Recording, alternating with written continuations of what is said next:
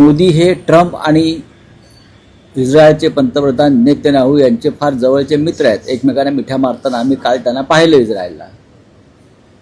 जर भारत पाकिस्तान युद्ध हे ट्रम्पने थांबवलं असं ते म्हणतात वारंवार, तर इराणला वाचवण्याची जबाबदारी ही मोदी यांची होती.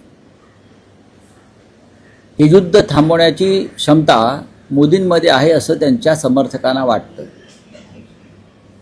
पण इराणवरती ज्या प्रकारचे बॉम्ब हल्ले झाले, लहान मुलांच्या हत्या झाल्या, मारलं, खोमेनीचं संपूर्ण कुटुंब त्यांच्या नातवांसह मारलं गेलं.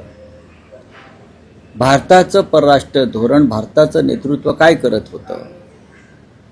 हे युद्ध त्यांनाही थांबवता आलं असतं असं भारतीय जनता पक्ष किंवा इतर मोदींच्या समर्थकांचं म्हणणं आहे. जर भारत आणि पाकिस्तान युद्ध ट्रम्प थांबवू शकतात, तर इस्रायल आणि इराणचं युद्धसुद्धा आमचे मोदी थांबवू का शकले नाहीत?